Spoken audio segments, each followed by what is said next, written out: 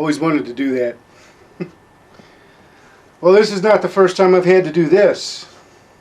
It's the part I hate. You got to do it regardless if you're going to fix it yourself or if you're going to take it somewhere to get it fixed.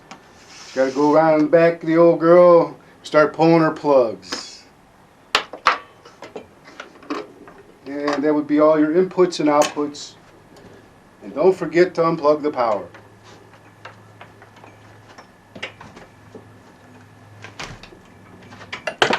You're going to have to rip her out of there.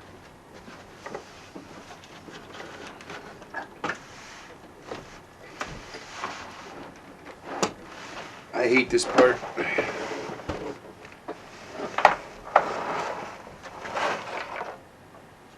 Nice and careful, like.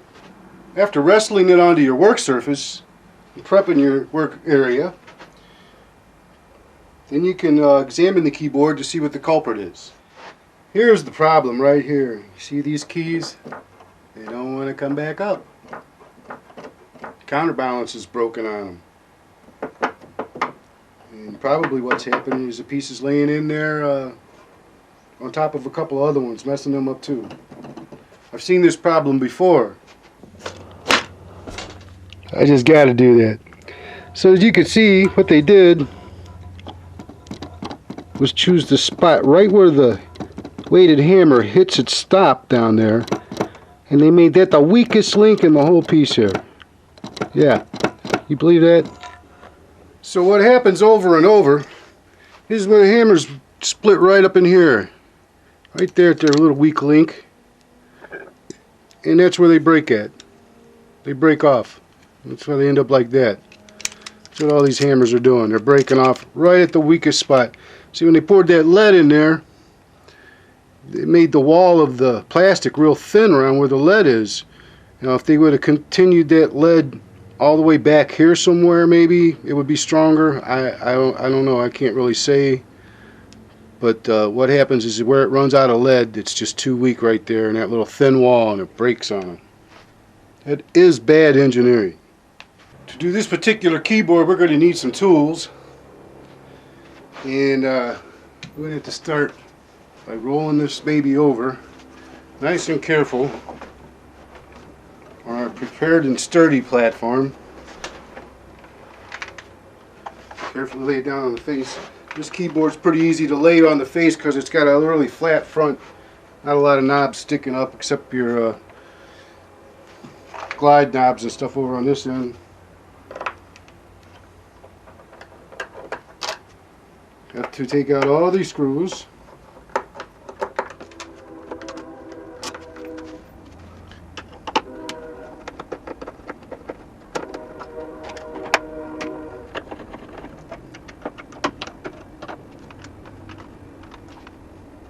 There's a stubborn one. I've had to do this way too many times. Can't emphasize that enough.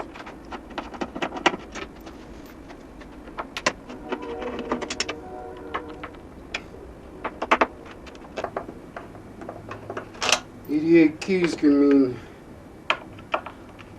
99 screws." And after all that, we carefully roll it back over. Gotta watch the keyboard. Nope, doesn't come out.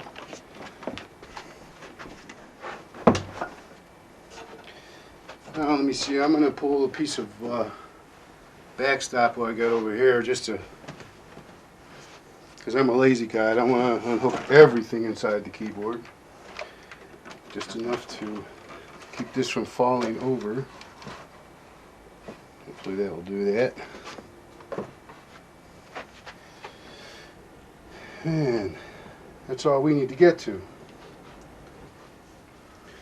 You take a flat-headed screwdriver, go to your problem keys. Oh boy, look at that, now I can't find them. There's one here. And then you open those by spreading them, and they lift right off. You have to carefully do that so you don't break it. You just go like that, push in a little bit, get them to spread out. Lay your keys in order over here too, you know. Okay, and then let's see what else we got here. First of all, we got that key. We're going to have to open a few of these up.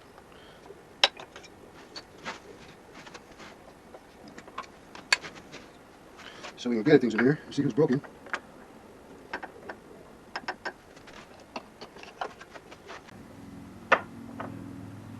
Oh, I see what's going on. The broken piece is down below. It has come from somewhere else. Right here. This is the bad one.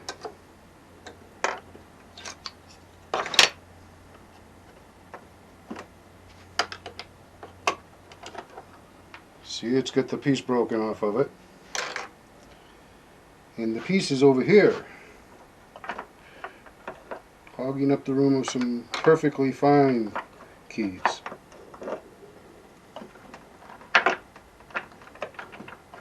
And there it is.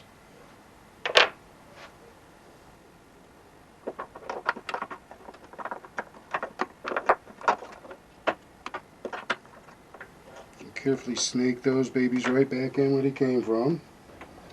What I'm doing now is just looking for more damaged hammers. Now that we've removed the broken one here, we're going to put in a new one. I'm going to take the new key to replace it. It's going right in here.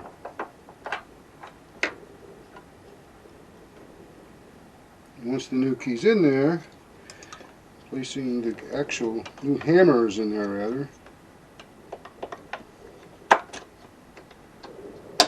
Replace the new key, the old key, any key.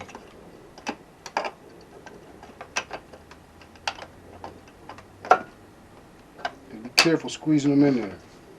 Look for problems, because if you put it all back together and get it back on the rack and one's still kind of weak, that could just be a big problem for you later. How about that?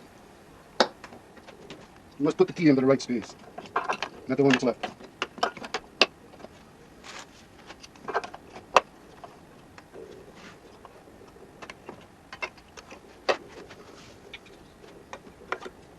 This would be a great time to clean up the keyboard while you have access to the inside of it. Use a little glass cleaner or something and wipe it down back here. It's a place you never get to see in the back of the keyboard there. After thoroughly checking everything out, making sure all the keys feel good to you and there's no more clicking and tweaking and smacking around. Yeah, I'm going to definitely do some overdubbing on the voice. Make sure that whole backside's lined up nice and smooth. Firmly grip it. Carefully roll it over again, holding the keyboard in place.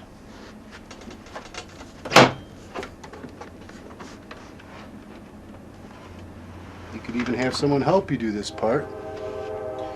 So you got it laid down nice and flat like that. Okay, now that we've wrestled the beast back up onto the stand, it's my favorite part.